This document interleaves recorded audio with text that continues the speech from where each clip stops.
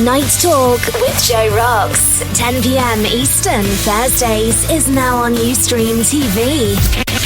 Spreaker for replays and live. On Live 365, exclusively on Armed Radio Global.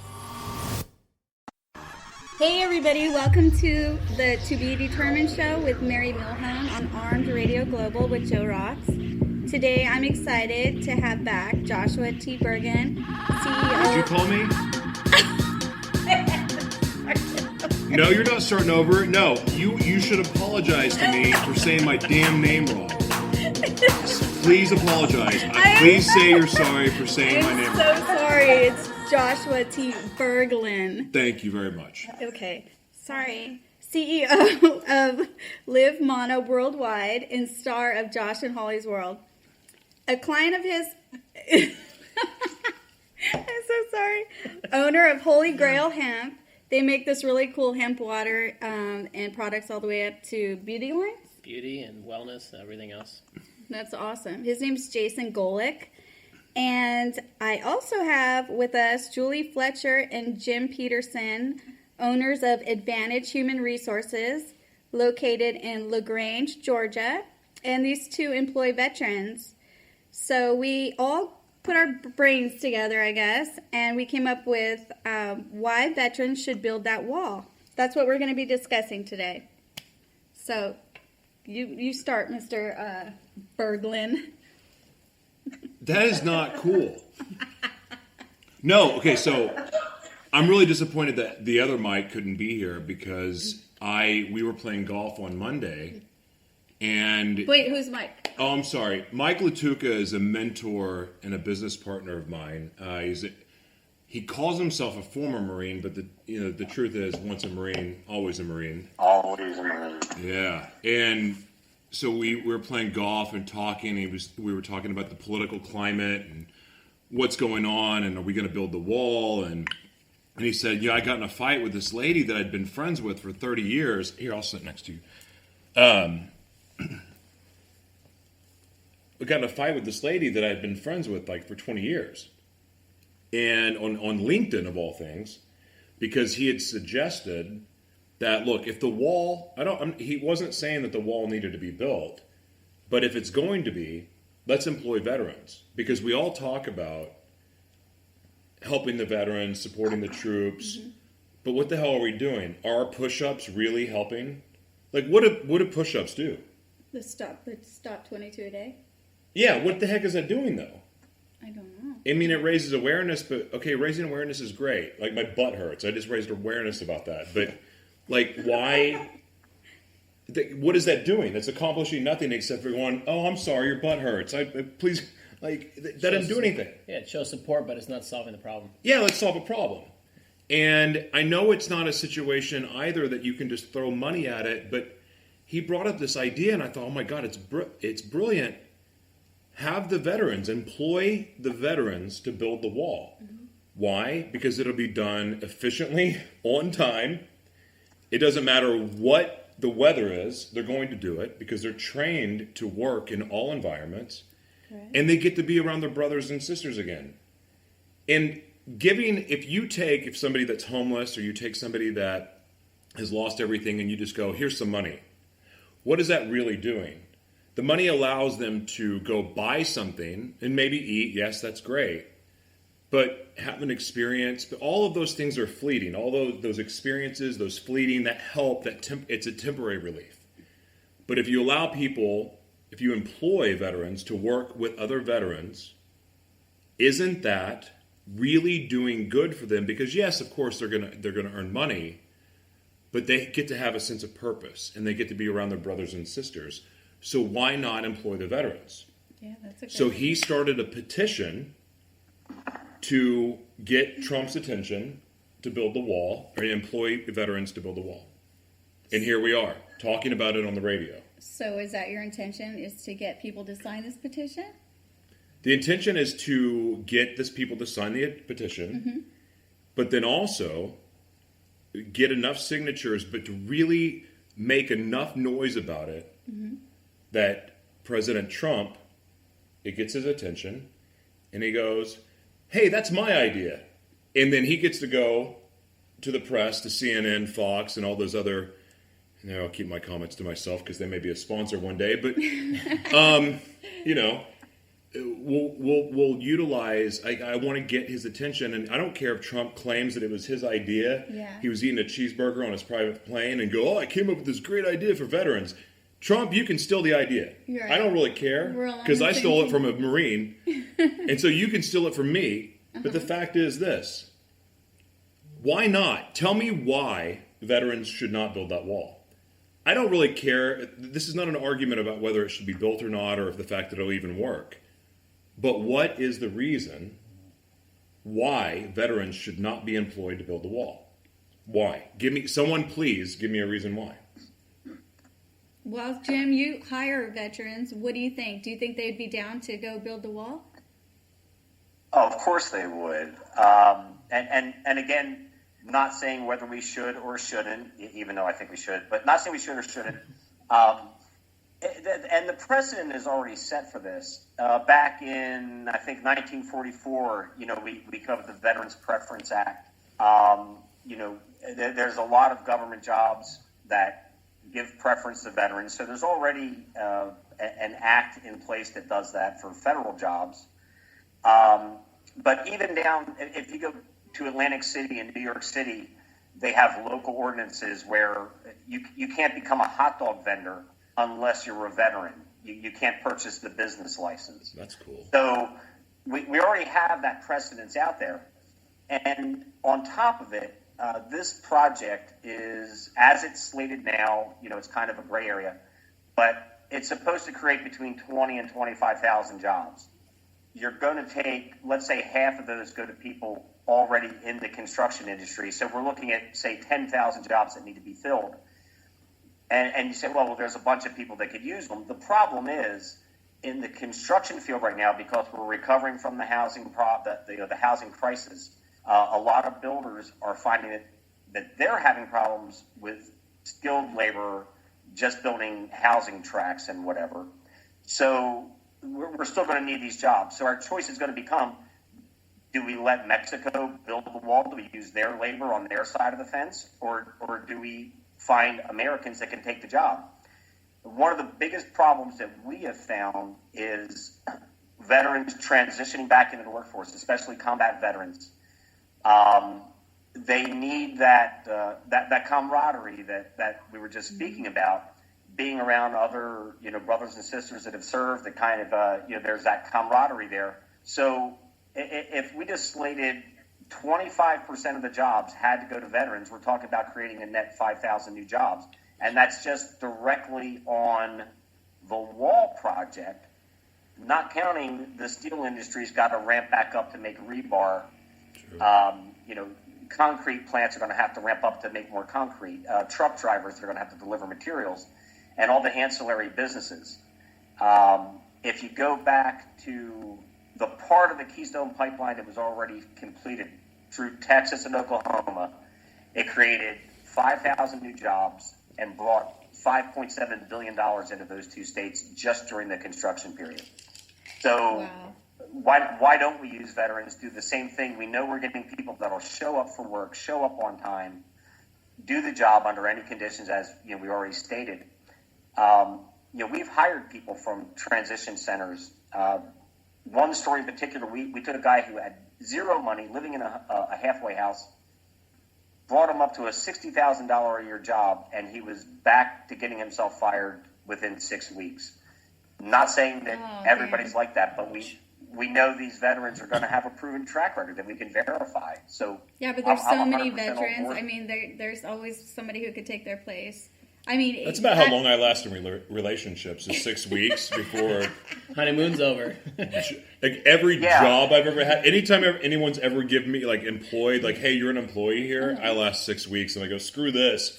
I'm going back out on my own. Oh my God, Josh. I'm that way with vehicles too. Right. Oh my God. Though there's something that's true about that. If you think about what our service people do for us, they protect our country. And what does the wall do?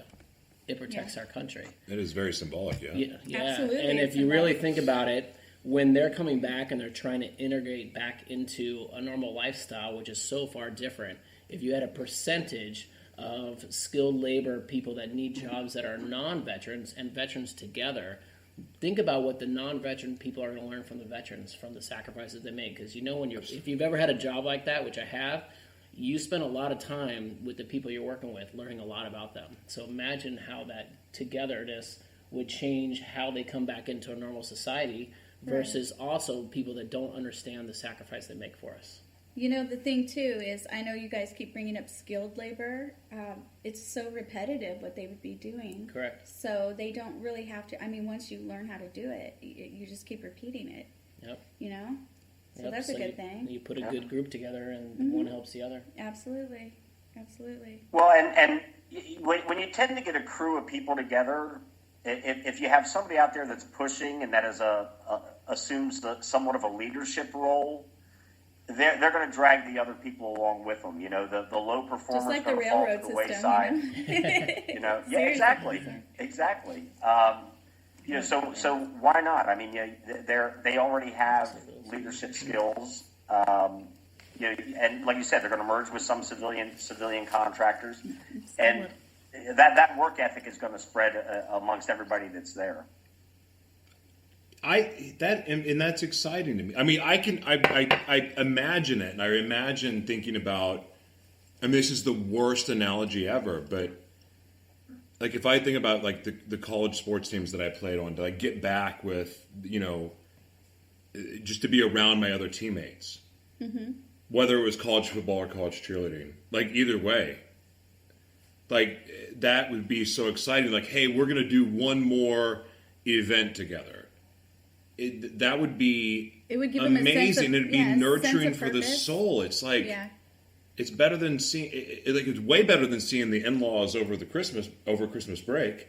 I mean, it's just because it's your brothers and sisters. Definitely. Yeah. Oh, I mean, like, and it's fun. Like, I always made fun of people that would go, back in high school, I did, and they always. But it is a nice thing to do, to look back at your life and reflect, and then to do that with people that were there with you, and then to step out of it and look and go, man, I've really evolved since then. Okay, this is cool too, now that I think about it. So people can go work the wall with combat wounded injuries, and everybody on the job site will be understanding too and help their brothers out. True. Do you know what I mean? I like that a lot. They'll help carry the weight. Yep. You know, and it doesn't even necessarily have to take longer to make the wall. Between the brotherhood that there is, everybody's got each other's six, you know? What does that mean? You got your back. Why is six your back? 6 o'clock, 12 is in 6 front of you, o'clock? 6 is behind you. 12 in front, 6 in back. If you're standing So on wait, the if clock, Drake, looking at when 12. Drake's rapping about the 6, he's talking about his back? Yeah. Yeah. What the? Do you get it now? Finally. Now I know I don't want to listen to that song anymore. Bastard. It's Drake. That's all it is? The 6 is my back? Yeah. He's lost all street cred with me. Aw. He's like reduced Sorry, in Drake. numbers. Anyway, Maybe he can help with the wall and get your faith back in him. do you think he really is going to help with the wall? I don't know. Drake, we're calling you out. Maybe you can help with the wall. Yeah. You know, all these Hey, I'll celebrities buy that one. want I'll buy change, one. maybe it's a good idea that celebrities help the veterans build the wall if they give a shit about America so much. Absolutely. Absolutely. Like all the energy that it took to protest and stand out in the cold, like, hey, let's go build a wall. If you want to change, you want to do something, because guess what? Donald Trump is the president until, I don't know, that he, like, makes pee videos with Russian prostitutes or something. But I mean, there's a rumor that there's a tape of him getting urinated on by Russian hookers. Oh, golden showers? Yeah, just a golden rumor. showers. I've heard about it. It's just allegedly. No. I haven't seen it. Even Penthouse. Julie, I think I like him more now. Actually, they didn't urinate on him. They urinated on a mattress that Obama once slept in on a trip. That's the story. You know? Oh, that's way more fun than getting peed on. Hashtag alternative Right, facts. I'm not going to validate whether it happened or not, or whether I've seen the video, but that's Or the you were story there. as I- We don't want to upset our Right, sponsors. or I was there, No, we or I love was holding Obama. the We love camera. Trump. Nothing like that. Well, I would not hire a hooker to. I mean, I could think of about 500 other things to hire a hooker for, and peeing on a mattress that Obama slept on would not be one of them. I know. That's a waste of a hooker. Just get a puppy. Like They'll do the you same could, thing like, in their if you're tutor. gonna buy it, I would rather see two hookers play Twister with baby oil than I would. Hey, go pee on this mattress that Obama slept on. What are we talking about veterans? Well, Trump is 70 years old, so you never know. He might need some alternative uses. I wish that. Just saying. I wish that dude would get a haircut. I mean, for Wait, real, like we wait. get it already. Okay, stop. We get it, Boys, we What? want him Sorry. to help us here. We don't Oh, want to bash him. Here's Sorry. Oh, I love that guy. Well, here's something. And Odds are he's listening. I am. If you just I'm say actually we're a Trump sponsored by the New York supporter. Times, they'll list. I love you, Trump.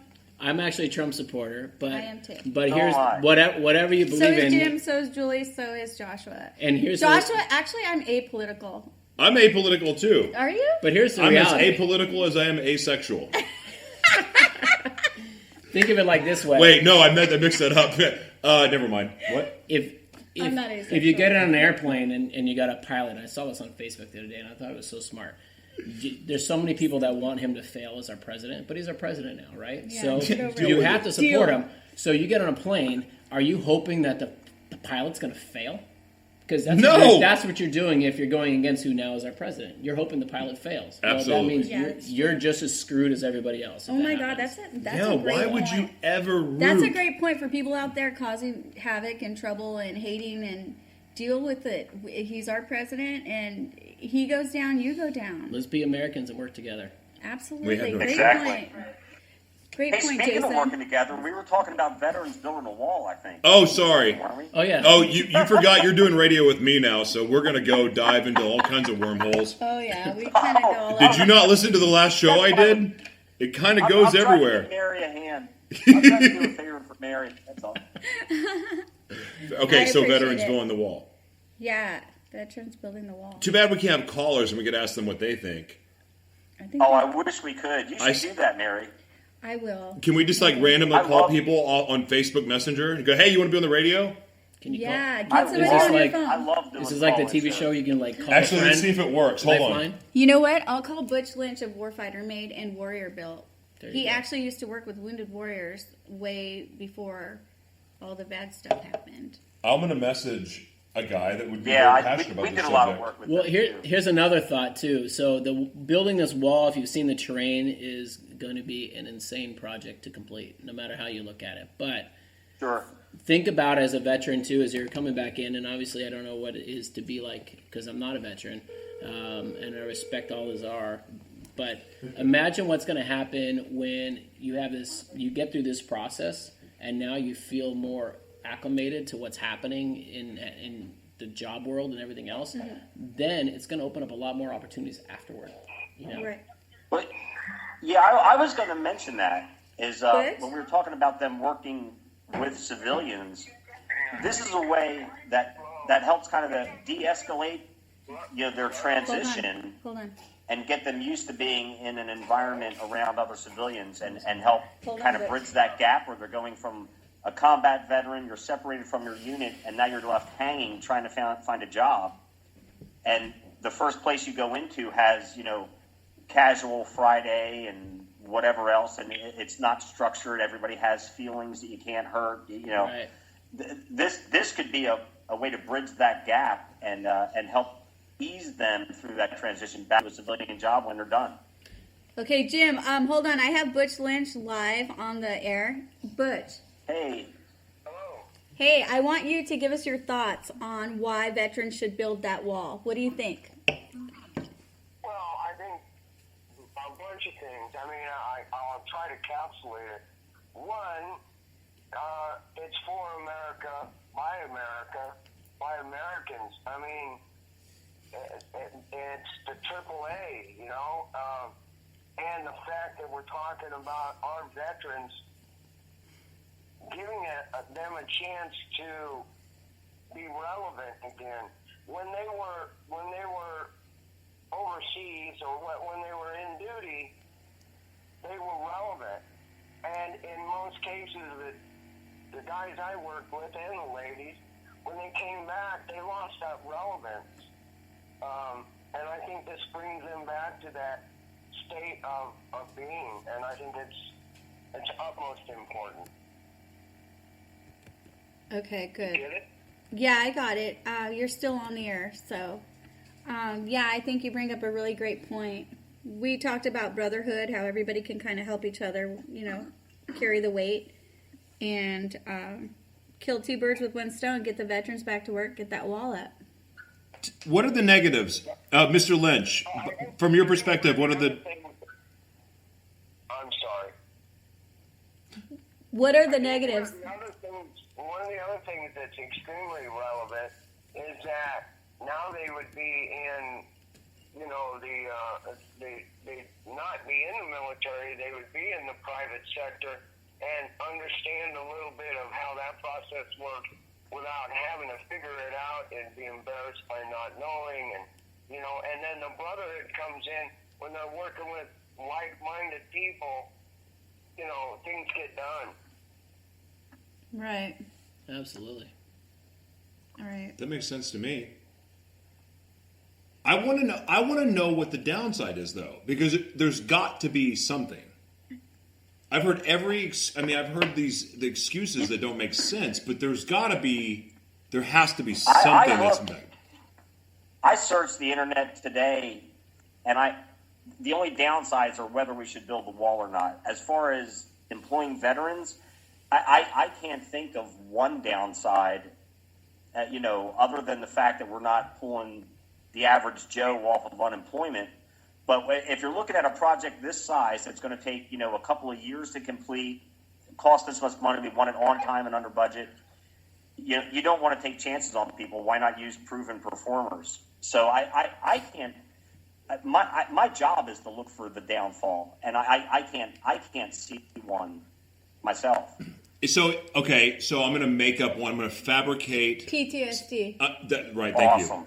So okay, and so that would thank you for throwing that out. I have so it let's too. do PTSD.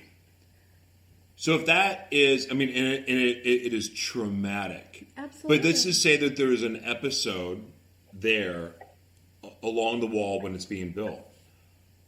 I'm sorry, but I don't want some Princeton psychologist coming up to me and trying to psychoanalyze me and counsel me at that time. Do you know who I want? I want my brother or sister that I battled with. I was going to be vulgar, but absolutely. I want my brother and sister that was there with me, because when they say, I understand, I feel you, I'm with you, that means something. Mm-hmm. Some psychologist from Princeton or wherever has no clue. You don't know. You don't know how I feel. Right. So shut up. You show up with a stuffed bear and some feel-good words. I'm going to shove it down your throat. I'm going to cut the bear's head off. You forgot the hot chocolate. Exactly. Yeah, or hot tea, as Sheldon from Big Bang Theory would do. Like, here's some tea. I'm sorry, that tea's not going to help me. No. Maybe if it has CBD in exactly. it. I'd say a little If it has some CBD in it. Which, by the way, the wall, in my opinion, should be built out of hempcrete and not steel. Whoa, explain. Hold on, explain. I would like to hear that. Why? Yeah, Jason, elaborate. Jason, yeah. Sure. So, Jason Golick, owner of Holy Grail Hemp. Go ahead, talk. Yeah, one of the owners of Holy Grail Hemp. So, hempcrete is stronger than steel. It has a negative carbon footprint, and you can grow what needs to go into it faster than any other growing material. This is proven. Anything else, yes. You're not just saying that so you can sell Not some at hemp. all. No, not Okay. at all. I don't do hempcrete at this point yet, but some day I will. But it's the most sustainable thing you can use for building. And other countries have been building with it forever. We're just starting to again. In fact, there's even a bridge, and I don't know what state it is, where they just put a bunch of fiber optics through it. Is it? That they're testing the strength of it to show why we should, as a country, be able to do it more. So amazing. Is this okay? So Amazing. do you think the delay has been because of the prohibition on hemp and Yes, and completely. the moralist? I mean, look, I have my faith, but I also agree that moralists kind of get in the way of innovation. Well, hemp and marijuana are not the same plants. Right, Hemp and doesn't people get that you think high, that are just... And it's made for everything from textiles to for some countries, medicines. Is hemp as strong as bamboo? Actually, let's go back in history just for a second on the thought of hemp. Hemp was what the ropes on sailboats when they were crossing to the New World. Hemp Seriously? is what it was made out of. Completely. Hemp what hard lines on sailing vessels were. That's how long hemp's been around, and it has this mystique and being linked because of nicknames and what have you to marijuana. It's in the same plant group, but it's not the same plant. I mean, hemp has, as someone just said, it's in the textile world. Hemp it can be made like cotton. I mean, it can be as fine as cotton, and it can be as strong as wire. You know, it's all in how you deal with it. Or hemp has. I have a friend that's considering changing his avocado crop to hemp. As a matter of fact. Hey Butch, have him call me. You're my favorite new best friend right now. But it's true though. It's true. Henry Ford made his Model T out of hemp, and there's actually, if you go, you can look it up. That's 100% accurate. Yep. It was 100% made out of hemp, and there's a video of him with a sledgehammer hitting the plastic with it, and it popping right back into the place, and it was runoff of it. No way. Yeah, I had no idea. George Washington had a hemp farm next to the original White House. They actually burned it down. But yeah, hemp is one of the most versatile products on the globe, and it's that stigma that's where it's been associated wrongly with marijuana that has just stifled it, you know. And face it, if R.J. Reynolds Tobacco Company could find a way to start making money off of hemp, we'd be growing it tomorrow. Well, you know? they're in the marijuana space. They make what's called the M cigarette, which is a test market. Yep. So, yep, yeah. I'm familiar with. So they're coming, and so is everyone else. But people don't know that the war, even the war of like 1812, the war of 1812 was fought over Russian imports. The number one Russian import was hemp. No way. Yep. So It wasn't vodka? Just kidding. Not at that time. Although before my time, huh? Yeah. One of my friends, That's a different radio show. he chimed into our conversation. I'll fight over vodka tonight. Hey, we can drink over it and talk about hemp for hours. Do you want to announce it? Yeah, well, We have another caller. We have another. Stay on line, Awesome. Butch. I'm really impressed with. His name's Jason Powell. He has an awesome gym in Houston, Texas. He suffers with PTSD. Has a service dog. I don't know if I'm allowed to say everything I'm saying right now, but he'll tell me if I'm in trouble. Okay. But I grew up, I went to college with his wife.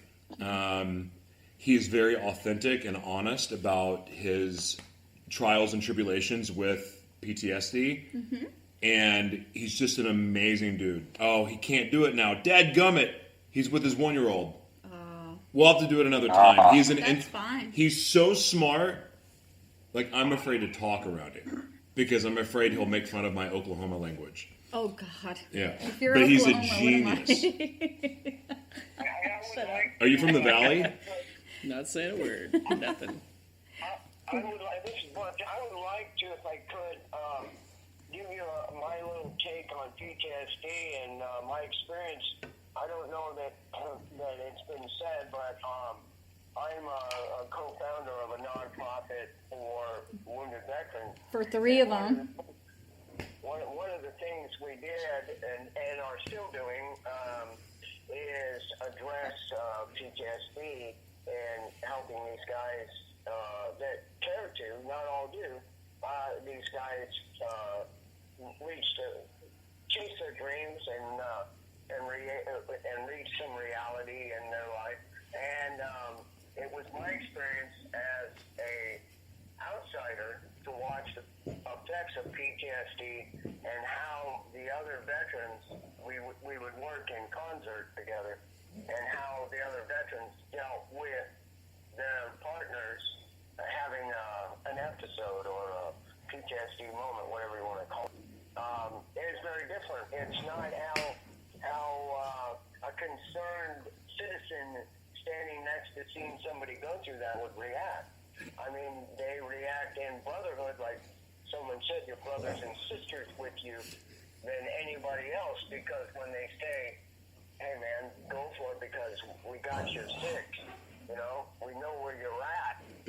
I had no idea when they were saying that where he was at. I had a feeling, you know, I had compassion, and mostly that's what drove my bus, was that compassion. But throughout that, I was made aware of the intricacies of that PTSD and the involvement of each other, how it takes a team, to win a game. And it's the same about PTSD. It's not an individual sport.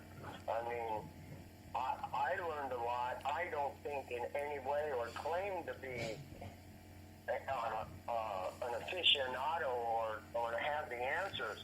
I simply was made privy to a process that worked. And I'm proud to say, and it's touching to my heart, I'm proud to say that we were able to make some differences. And anyone who works in that field or takes it upon themselves to enter that arena, God bless you, and go for it. Mr. Lynch, what kind of what would you say, in your opinion, is the most effective treatment for PTSD that you've experienced amongst your peers? Well, actually, we just cross subjects, but I can tell you I do that though. Yeah. That's what I'm good at. He does. We're going back to him. We're going to talk about lollipops in 5 minutes. And then trust Mind me. Valley. And then mindvalley.com. And what I really saw, and we're all legal here in California now, I saw the effects of marijuana on PTSD. Probably the strongest thing there. Because I'm on the show, I just got to make a very disclaimer that we make no claims to what our products do, but we support you guys 100%. yeah, I support you too. And I'll make any claim I want. I think it's amazing. And I personally feel like the evidence, the science is there. It's been around for centuries. The fact that this is really, I may want to get off subject a little bit. I'm going to try to stay on topic, but it's alarming to me where the effectiveness of CBD is so powerful. What is he saying? What? Who is talking right now? I'm Josh. Joshua. I knew it. He loves you, Joshua. He Oh. thinks you're the coolest guy ever. No, I love Butch. He respects you. I love Mr. Lynch. He's amazing. Yeah, but he is. He really is. I'm One of my best troubled. friends. I am troubled by the fact that we've been fighting when there's scientific proof that something is effective. It's not BS science. It's legitimate science. And I'm not even talking about THC. I'm talking about CBD. Mm-hmm. Can you explain the difference to the audience? I would actually rather the professional expert talk, not me on this, because I'm going to give opinions and things I read. The difference between THC on Craigslist, and CBD. But, Yeah, so in your body you have what's called the endocannabinoid system, and that system runs off two receptors, the CB1 receptor and the CB2 receptor. And so the system works very strongly with your autoimmune and your nervous system. And so within that system, in your frontal lobe is where all the CB1 receptors are, and that's what all the THC binds to. That's what gives you the head high and that kind of feeling you get from marijuana-based products. Mm-hmm. CB2 receptors are everywhere, from your skin to your organs, all over your body. Really? And that's what the different 85 cannabinoids bind to. And so... Oh, so they don't even go to your frontal lobe at all? Not at all. They're completely... No. It's What? impossible. It's not even And, possible. okay, so I'm so glad I that you didn't know said that. this. The reason why that matters is because the frontal lobe is where your dopamine and all of that is produced, correct? Yes. Okay, so why that matters is that you exhaust your dopamine. You exhaust your feel-good section of your brain. It can only do so much. Your Yeah, you can only get serotonin. so high. Yeah. So Speak for yourself, Josh. yeah, I got you. That's a whole other subject. That's when you break out the next thing. Yeah, the next thing. But I mean, if you think about it, so you have your ADHD drugs, you have your bipolar medications, you have your anxiety medication. All of that stuff targets your frontal lobe, and it depletes your dopamine.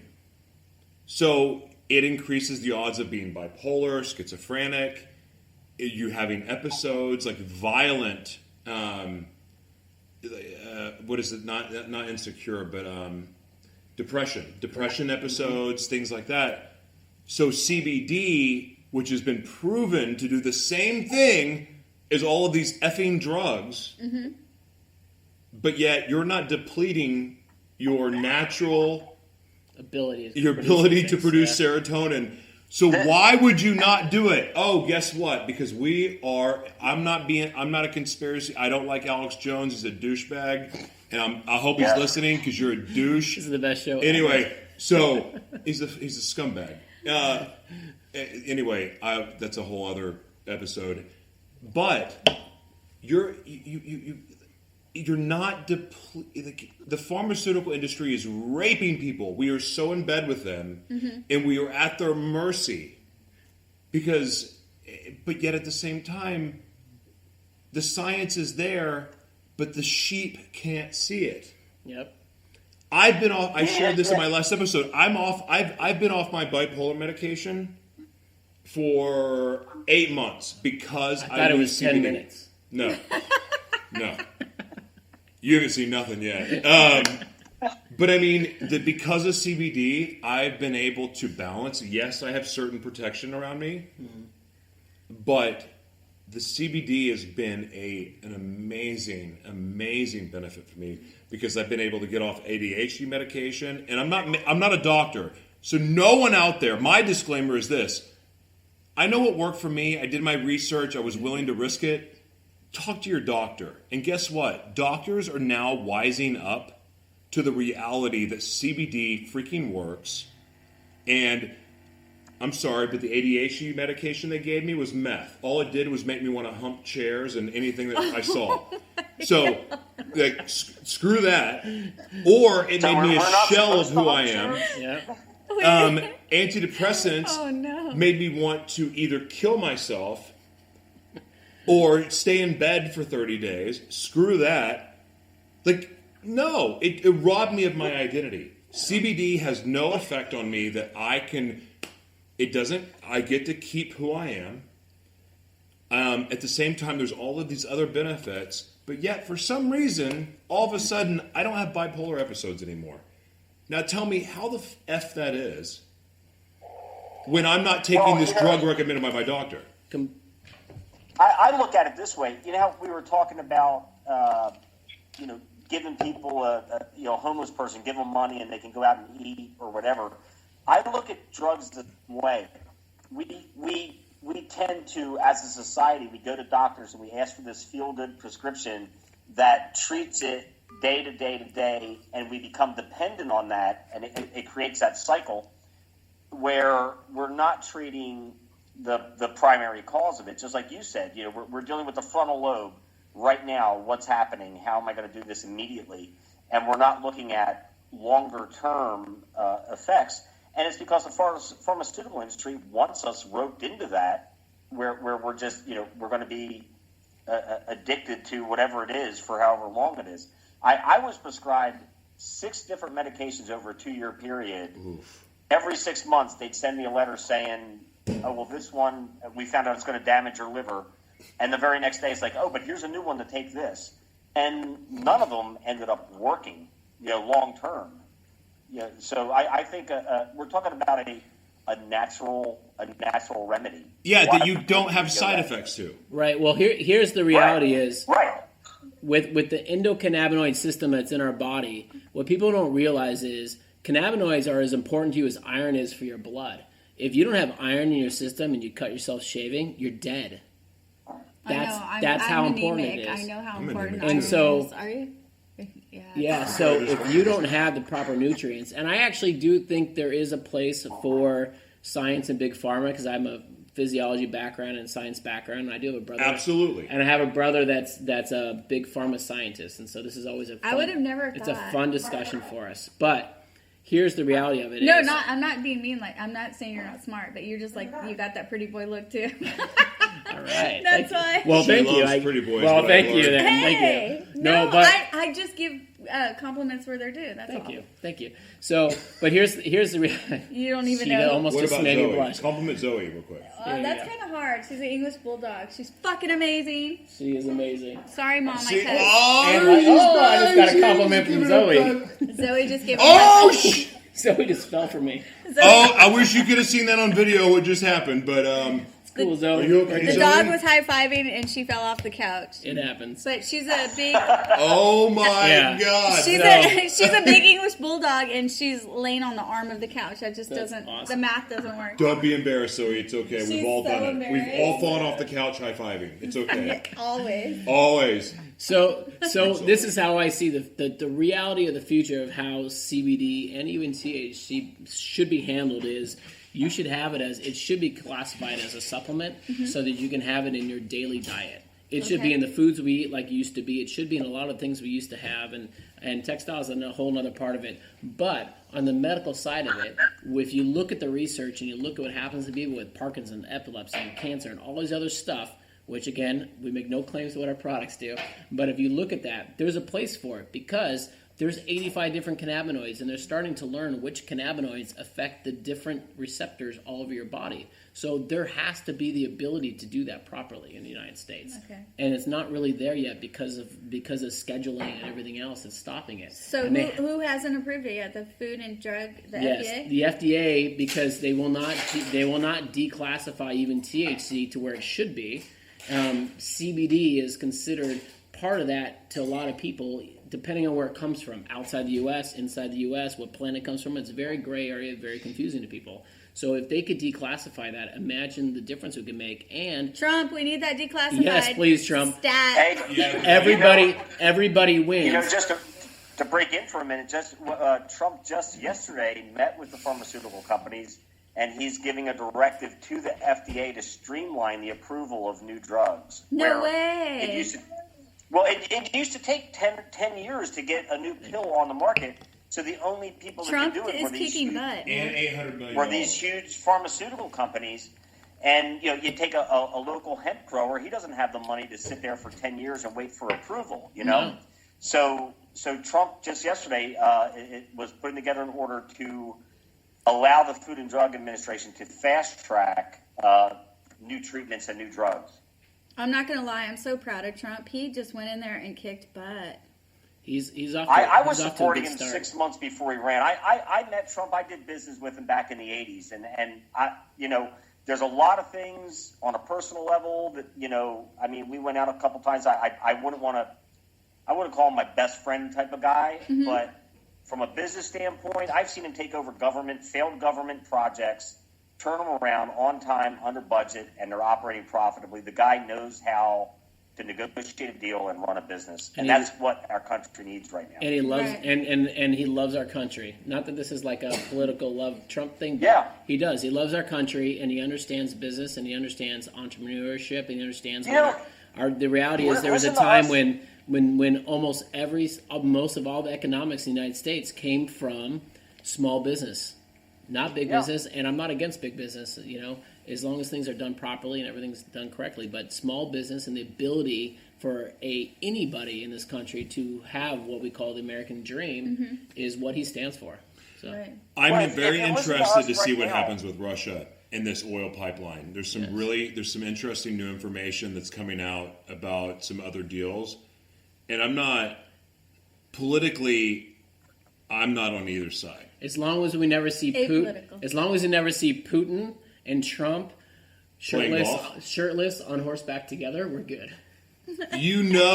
By the way, if Trump didn't The old have pictures of Putin on his horseback. but he doesn't Have you- have meaty Shirtless. tits. Have you- Trump has meaty tits. Have you seen him sing yet? No, you just know he's got meaty. So what? He can't help it. Yeah, he can because he eats McDonald's. He's a billionaire. No, that's terrible. Look, I eat McDonald's.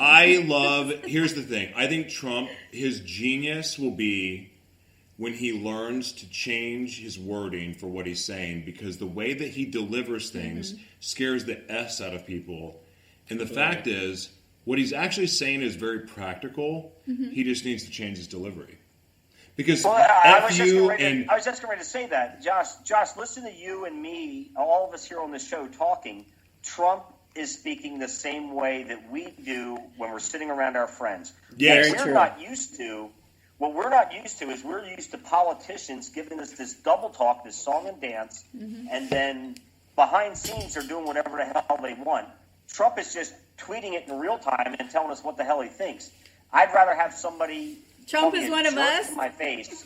Trump is our. Yeah, you know what he that. is? Trump is an outsider that was not accepted by the other billionaires.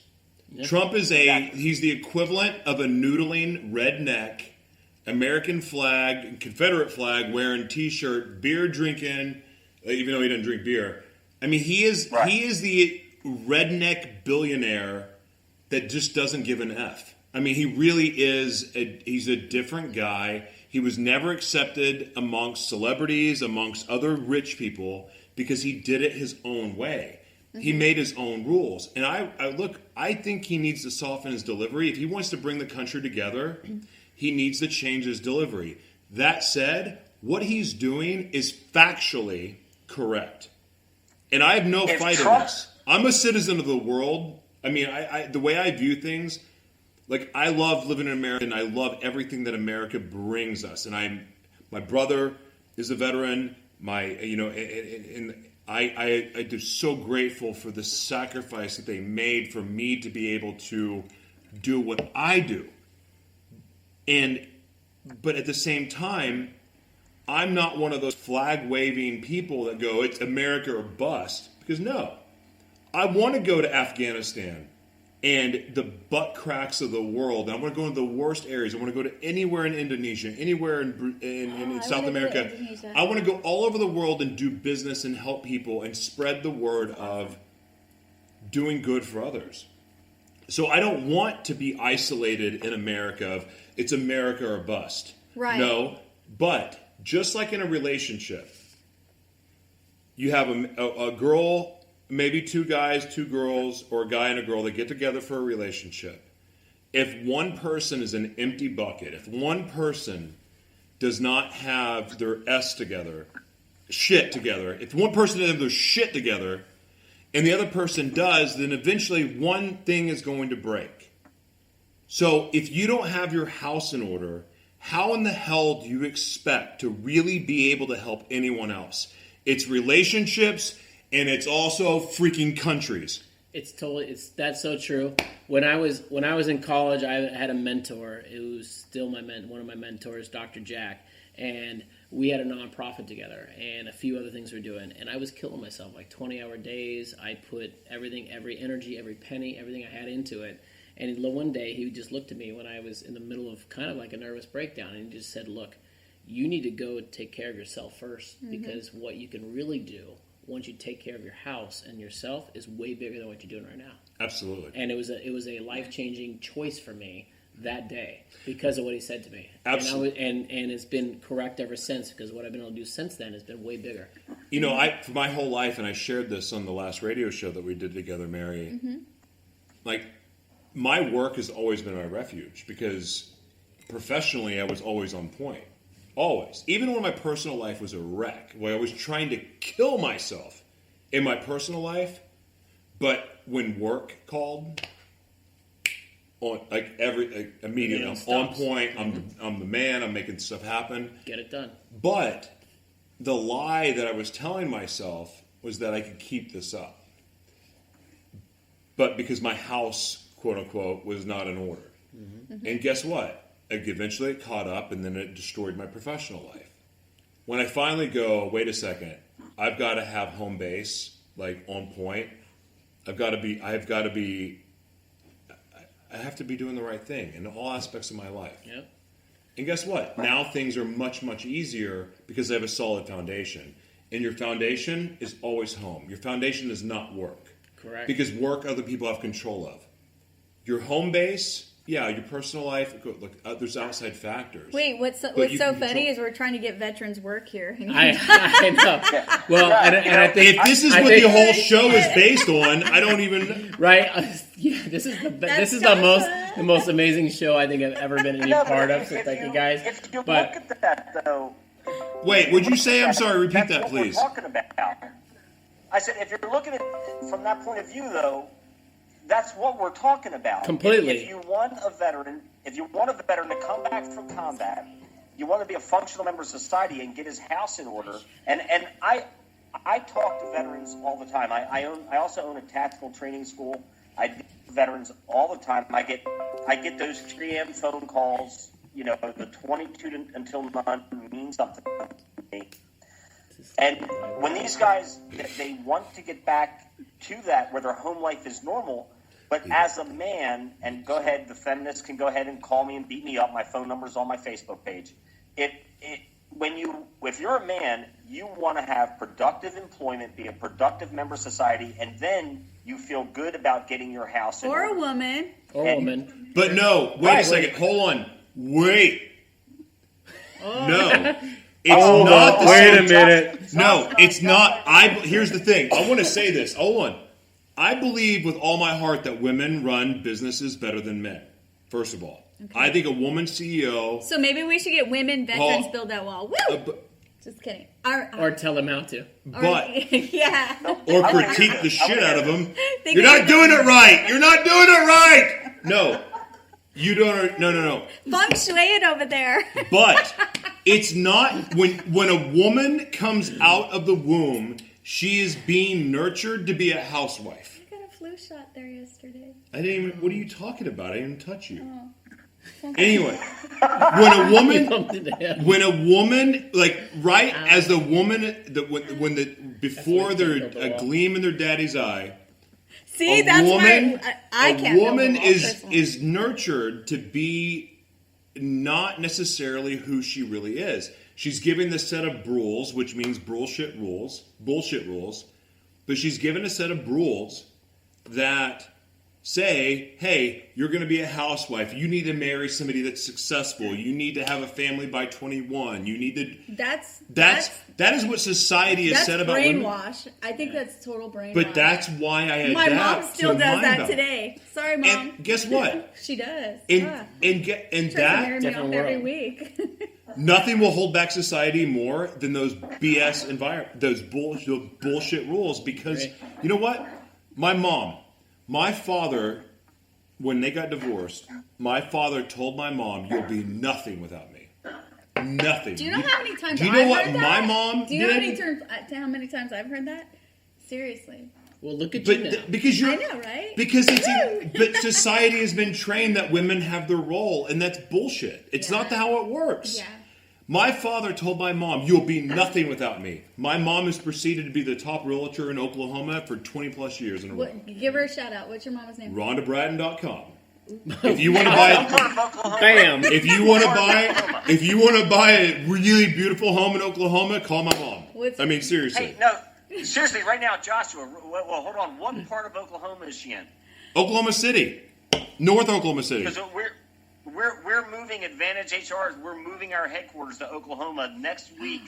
I'm driving out there to find a new office. No way. Oh, hold on. So I'm going to get your information, and I'm going to connect you with the people that will find you the best location. You do that. Do that. Yeah, for sure. That's exciting. It's exciting, I think. I don't want to move to Oklahoma, but that's exciting for you. We'll make sure you're out of Tornado Alley. We're Earthquakes. moving our national headquarters there because we want our program to. We're going to spread it out. We've got other locations we're looking to open, and that's a centrally located area. So we're going to do all of our payroll, the nuts and bolts of our company is going to move to Oklahoma. Jim, let me tell you something. There is a good quality of life there. I'm a California guy, but Oklahoma is a good place to live. Jim, can you elaborate? I moved from California, so I hear you. Jim, can you elaborate a little more on your business once again? I know I've had you on my radio segment before, but it was a short segment. Just tell us a little bit about how your company it employs veterans. So we go play. Well, what we did, I was in the Air Force myself, I've got a ton of friends and whatnot. We've all been concerned about it ever since Desert Storm. But I owned a tactical training school. So, of course, I worked with a lot of law enforcement and veterans. And what we were doing was what we're talking about now, kind of, taking guys that have just come back, they've been deployed, they have a great skill set, but they don't know how to convey that message to the private sector. I know a guy who was an MP, stellar guy. In his interview with the human resource guy, every question he just answered simply yes or no. He never elaborated. When he left, they were like, Well, that guy's like a stick in the mud. We don't want him, and they didn't hire him, even though he's qualified for the job. So we've been working with veterans for years now, helping tweak their resume, take their military job skills and convey them into civilian language, coach them on how to do an interview. That's awesome. And about a year or so, a year and a half ago, 2 years ago, a friend of mine who's also a veteran and an HR manager said, if you broke this off and did it as a business, we could send you job orders instead of you calling around trying to find a veteran a job. And that was on October 13th. I took it from a note on a cocktail napkin. By the 27th of October, we were incorporated, and 11 months later, we did 1.2 million in business or something. So, we employed last year 470 people. That's awesome. Wow. That's amazing. So what we want to do now is branch that out. I've got another veteran who was combat injured. He's in North Georgia. He's going to open up an office up there. And we're looking to branch this out because our model, we're privately owned. So we don't have to pay franchise fees. We don't have to pay royalty fees. So we can come in at a lower price, employ better people, and do the same job that other recruiting firms and staffing companies do at a lower price to everybody, and we can put vets in the job on top of it. So it's so you're going to be in North Carolina, Georgia, and Oklahoma? Yeah. Boomer Sooner! That's Boomer correct. Sooner! What about California? When are you coming out here? The rumors are true. You really do get around. Yeah. I saw that at the Love's gas station bathroom wall, but I didn't want to call you out on Look, it. stay off my Facebook page. You better make that stuff private, your Facebook page. Changing my settings right now. Okay. Change your last name to Too ROXX. complicated. Yeah, it's complicated for sure. Complicated. Jim, change your last name to ROXX. Nobody will ever There know you go. anything. James, you need a stage name. Oh, Creating shit. a false It's not profile stage as name, we is speak. it? Jim the No, Giggles? I moved from California. My office used to be in Laguna Niguel. I mean, That's I Can we get lived a in Where word? what? We're recorded in Laguna What? Niguel. Yeah, we're Laguna Niguel. Swear. We're right by the right off- Monarch. Yeah, go right off of SoCal. Marguerite Parkway. Where? Right off of Marguerite Parkway. I think we're in your old house. There's this weird picture Yeah, of you on the wall. We couldn't figure out who that was. we're in your when we got house here. right now. It's kind of so, weird, but And in the tree, it says Jim plus Julie. It's carved in the tree. So Yeah. I think this is your house. it's pretty sweet. Right, Never Jules? know. Just tell us what rooms to Never- stay out of. Yeah, No, exactly. but seriously, I mean, I'd love to be in California. I mean, if we could get together with a couple people out there and open this up, I mean, it's really such a win-win situation. I mean, we're putting veterans in jobs. The pay is good, and we're undercutting. We just got a bid the other day where we're undercutting the next closest competitor by about 17%. Wait, I have a question. So- What do you think the pay should be if the veterans were to build the wall? What do you think they should be paid? Ooh, that's a great question. Oh, geez. I would say you're probably talking, 22 in that area- an hour? 22, 25? Well, it's going to depend on which state you're working in, too. I'd say probably 20 as a base. I mean, Southern California is going to be more because of the taxes and Because cost we're of the most living and whatnot, challenging. but then, We're the most challenging state Right, to do business in. I love well, yeah, it, sort of. just the regulations. The regulations in your state kill people. Mm-hmm. But if you go down to the Arizona border or some of the rural areas of Texas, Yep. those guys, people around there would be happy to make $12 an hour probably. But I would say the average is probably going to be in the low 20s, low to mid 20s for the skilled general labor. guy out there. But you're also looking at crew supervisors. You're looking at foremen. Those are site the females, foremans. remember? So yeah. they should be Well, paid like 25 Joshua- an And hour. we're going to make the wall out of hemp, so it's going to cost less. So that makes up for the Yeah. labor There, cost. But there you go. There's so many other unforeseen benefits that happen because if you think about it, Yeah, spiritually, if you're everything. if you're empowering people that feel like, okay, let me back up. So when I feel like, I'm going to speak from my own perspective. Okay. When I feel like I have gone Joshua. above, yeah, I'm really good at talking about myself. So much. When I go above and beyond for whether it's a brand or a company or an individual that I work with, there's something about that. Like I'm giving this personal sacrifice and it means something. There's a lot of value behind that. I lost my point. Oh my God, I just went brain dead. I had a point. I had a good point. And you guys on your phone distracted me. I'm blaming you. Why are you always looking at my stuff? You're so nosy. I had such a good point. I lost it. I have PTSD, I think. Oh, man. It'll come out. No, but the reality is, if you have veterans... it's embarrassing. If we employ veterans, or I actually believe if you do a mixture of veterans and civilians together, the social economic event of that is going to be something that people should study, because I think it's going to be so positive and so successful that it will actually open up other options. Like the wall, that's just one thing. That's just one thing that we can do in this country together that can say, hey, look at the success of this project. Let's go do more. Yeah, like build bridges And tunnels, building. Subways. All of it. Not Subway the restaurant, because they're not paying us yet, but I'm talking about subways that go underneath the earth.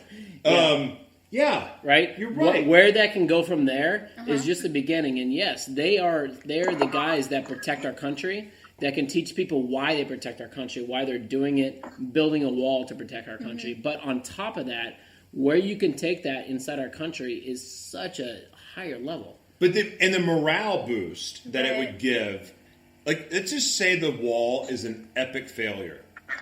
It's not an epic failure if we've revived. Would you say 50,000? You said that we got 50,000 people employed? Yeah, something like that. Okay. It's about 25 directly on the project. Okay, so let's just say to split hairs that we'll go lowball it.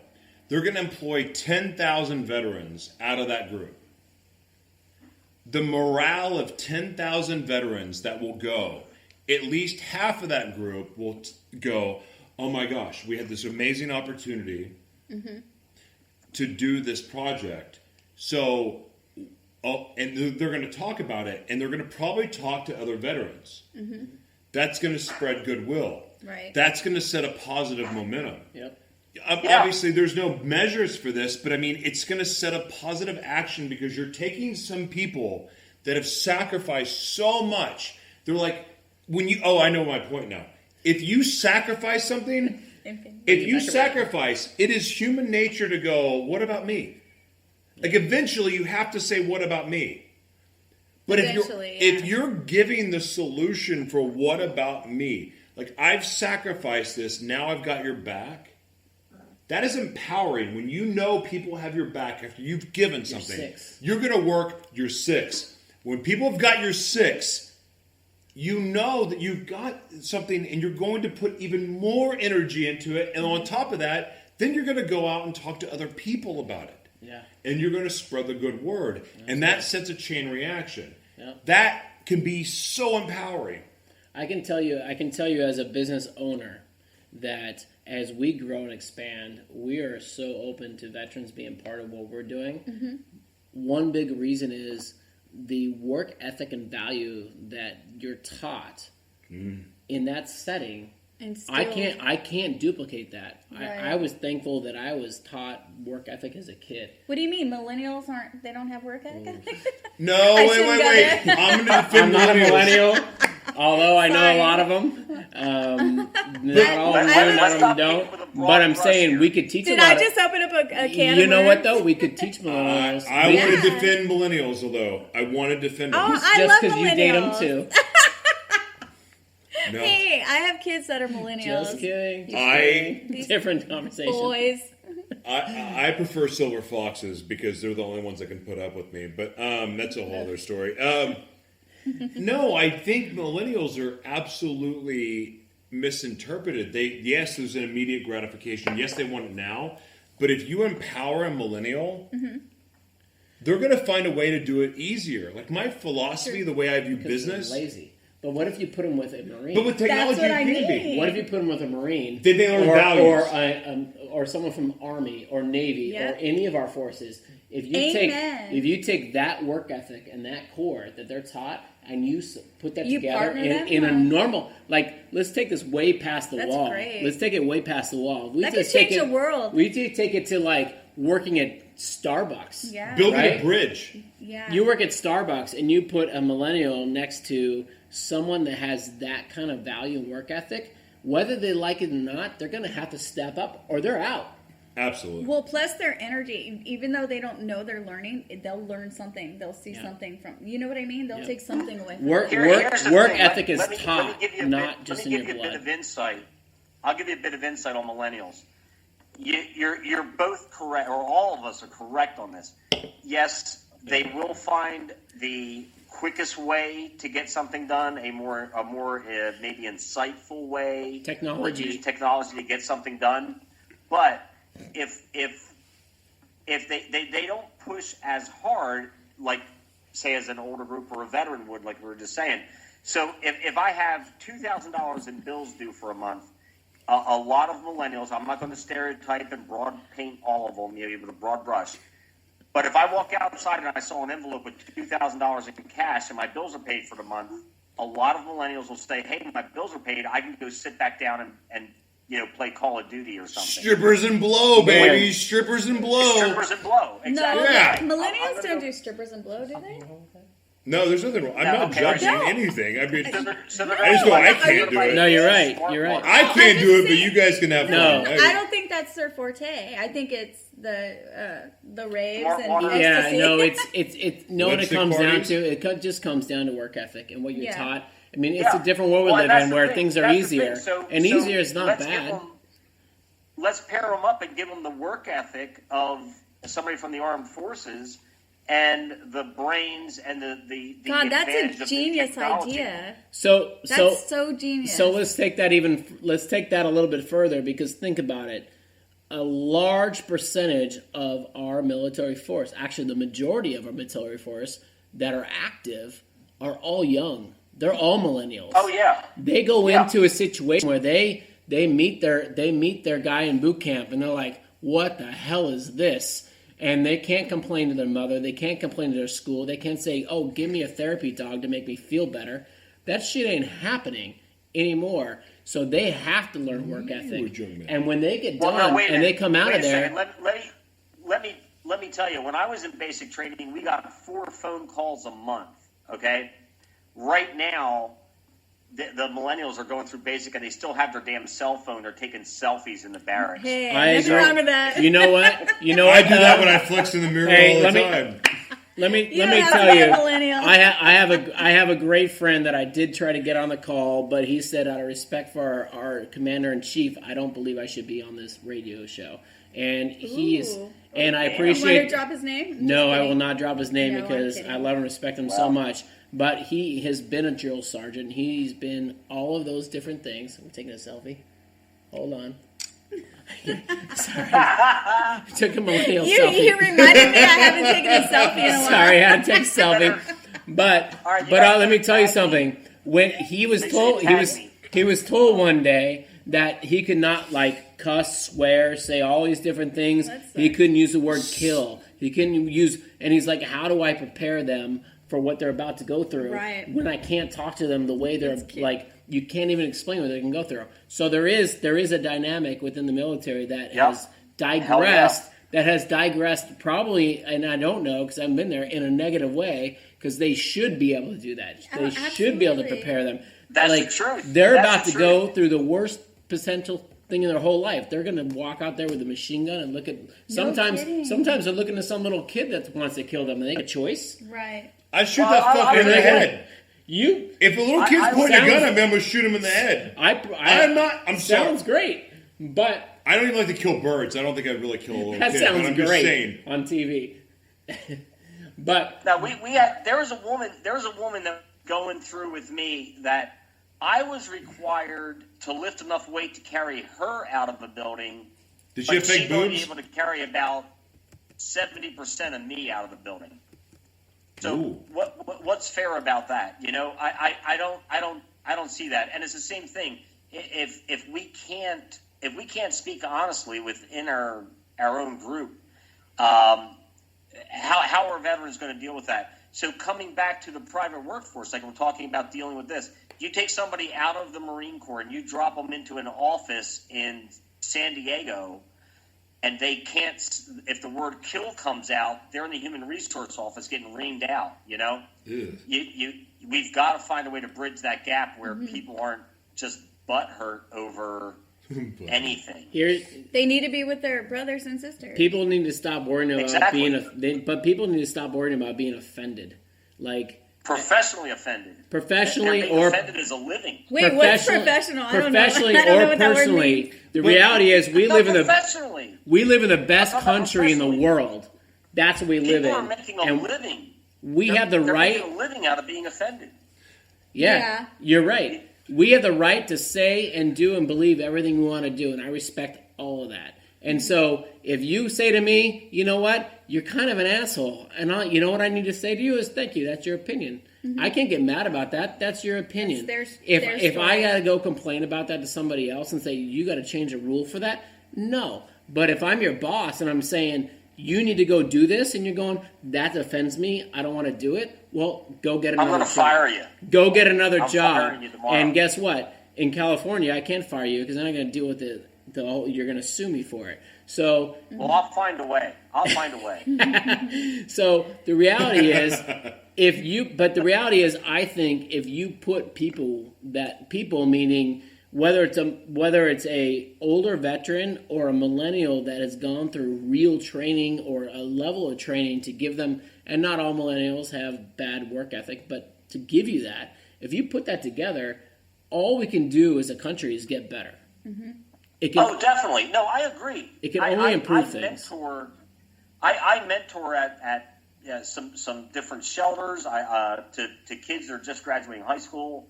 I like to kind of take my work ethic, but show them how to apply it in today's society. My daughter's 19 years old, so I understand a lot of what they're going through. And I think that there's, I had mentors. When I was 18, I started my first business. Nice. And I had a mentor that was in his 80s.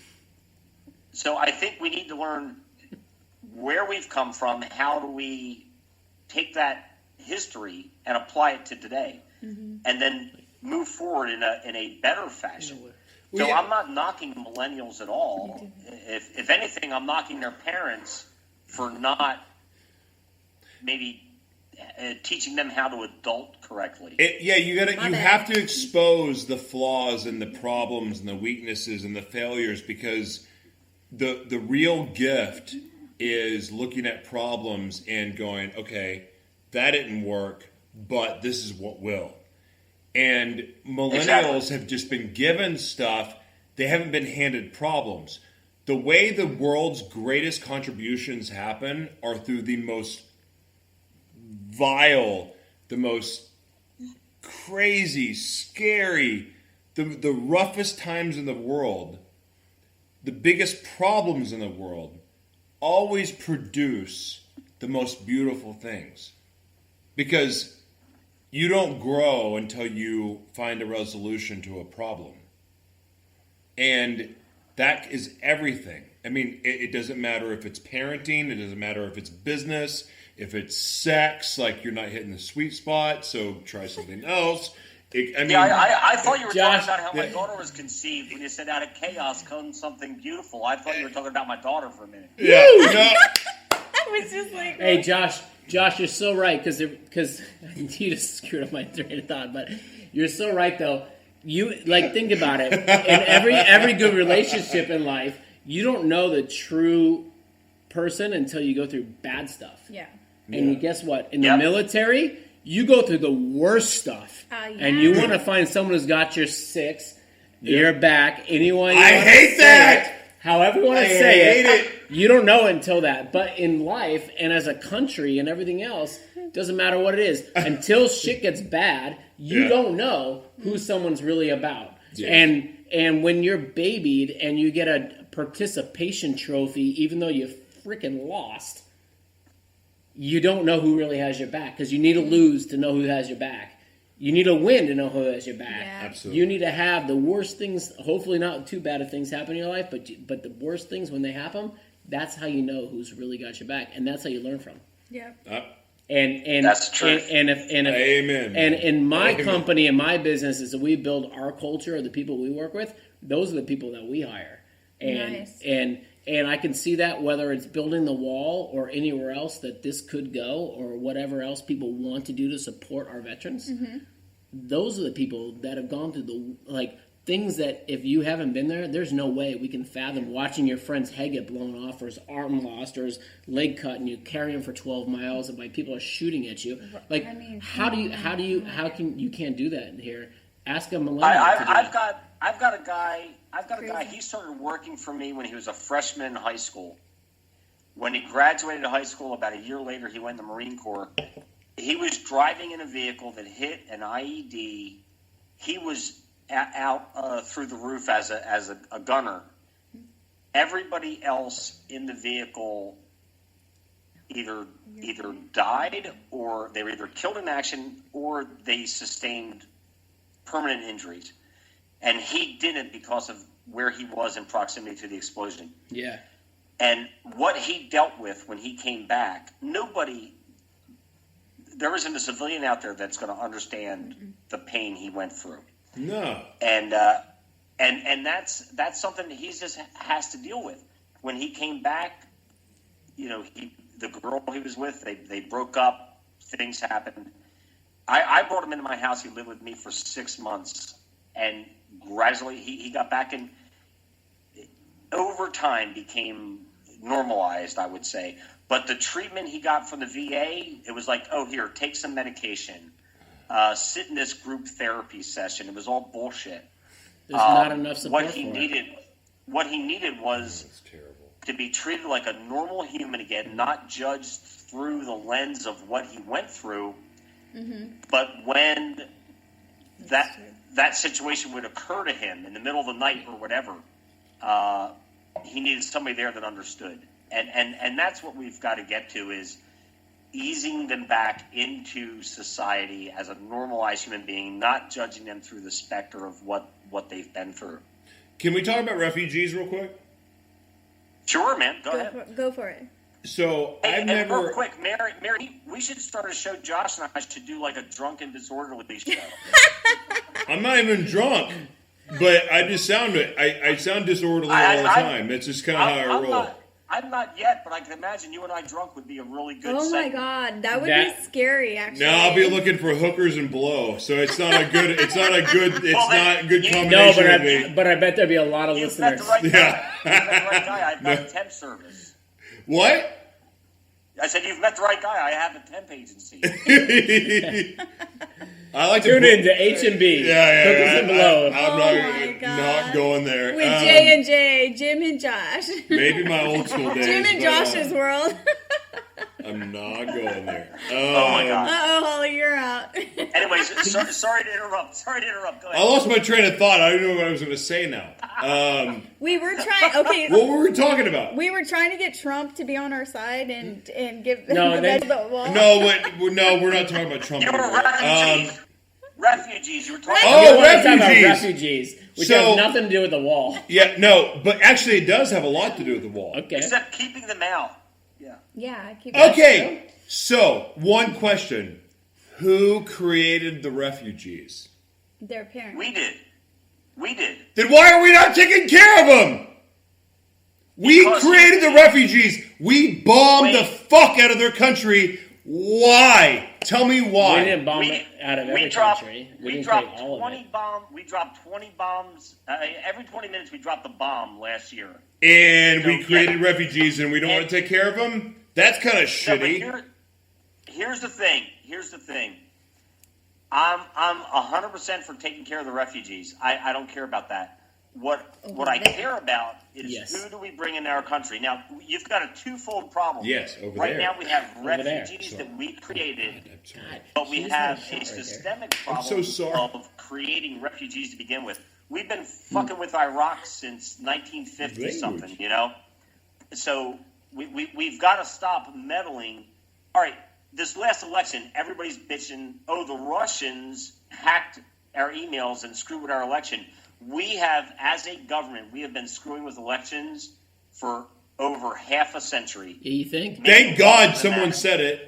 I know. I'm shocked. No, I don't believe that. I believe my vote counts. I don't know. Even in California. I'll say it all day, every day. Don't worry about that. But Nice. we've been screwing with other countries' elections for over half a century, and we do own it. We need to own it, but we don't.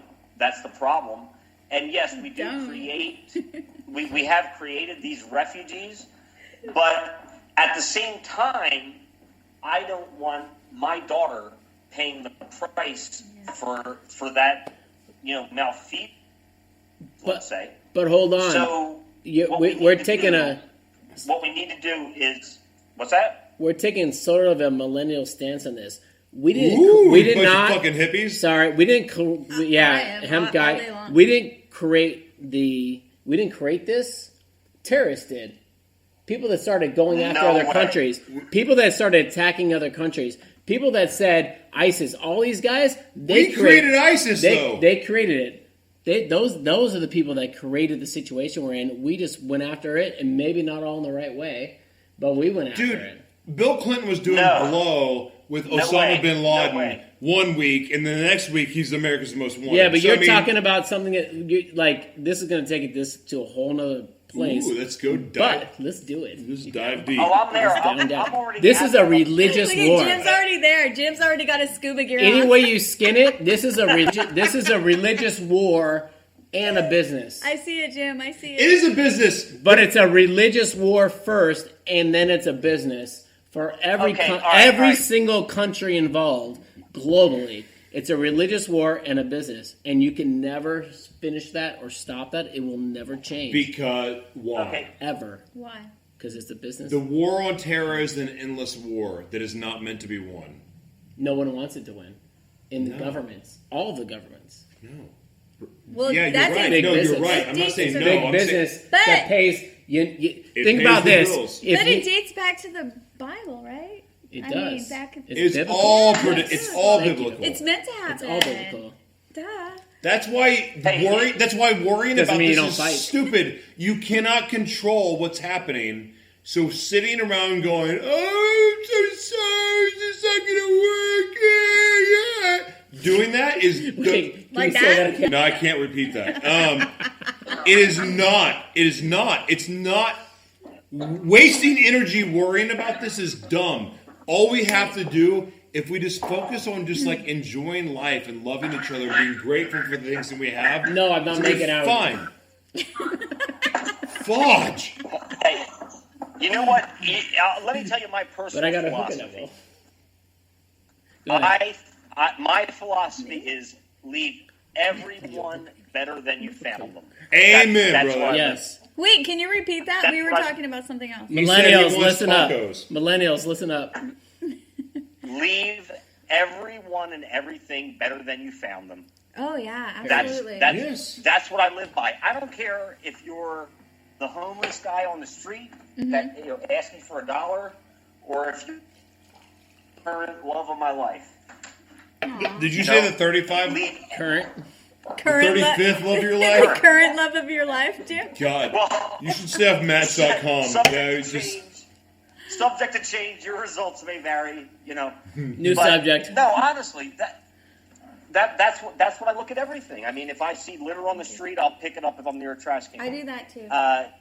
too. If I'm when I hire people for our business, every single person that we have hired in the last year, I personally interviewed at least once, and I'm the one that hired them. I'm also the one that fires them. So Me too. Thank you for that. In Me the too. Process, I sit in in on the process, everyone.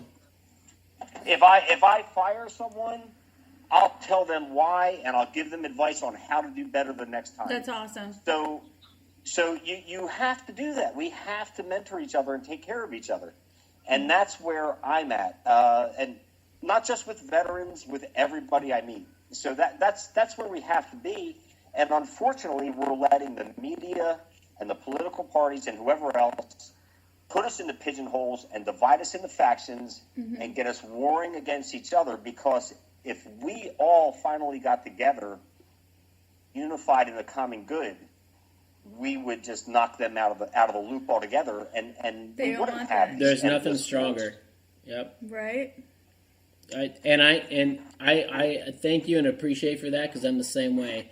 I sit on every interview. I sit on every hiring, and more importantly, if we have to let someone go, I sit there with my manager and we do it together, because you know what? I want them to understand what's going on and why. And most of the people that will leave our organization, if they do, which isn't too often, if they do, we still support their growth. You know? That's beautiful. Because that's the right thing to do. And you can't hide behind shadows. As a society, we cease to progress if we don't do that. Yep. And I think as we look at the integration of veterans and non-veterans and the things we started this conversation on, I'm a Pat Tillman friend and supporter of his foundation, of all the crazy stuff that happened to him, because I'm a Sun Devil, and we went to school. We went to school together and we're friends. Sooner. And hey, that's cool. No, that's all right. But someone who it's gave probably inappropriate to drop a boomer sooner right then. I apologize. It's all right. Okay. But someone who gave up so much for not his country and the people he cared about, but someone who had so much, like, I mean, come on, how many people walk away from that kind of NFL contract for that kind of ending? And all he wants everyone to do is support and fight for what they believe in. Right. And everybody on this show, I think, really, at the end of the day, just wants to figure out how we can better our country together and improve it, and still support other countries that we need to deal with. I'll tell you what, I have met hundreds of people that, you know, you get on Facebook or whatever and you disagree vehemently. And then if you can get them to meet you in person and talk face to face as two human beings, you'll find you agree with more than you disagree with. That's true, Jim, but last time I looked at your Facebook, you had 3 friends. Well, yeah. Well, that's Me, Josh, and Julie.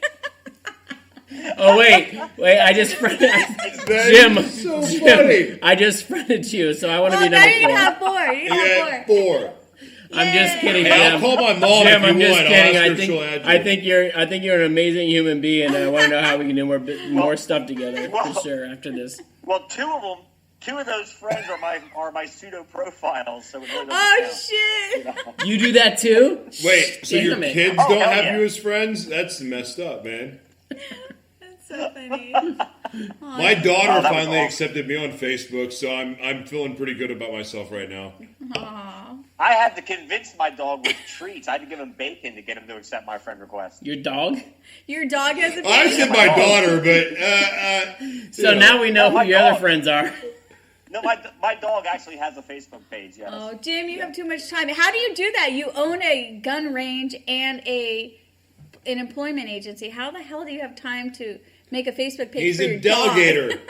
By the way, Jim, next I time sleep- I'm in Oklahoma, I want to come shooting with you. Go H&H. That's fantastic. They're not paying though. Never I mind. I sleep want free 4 range. hours a night. You what? I sleep 4 hours a night. That's what I do. I know you do because I talk to you late at night. We With sit one there and eye crack open. up. Yeah. I'm the same Actually, way. that's I true. do.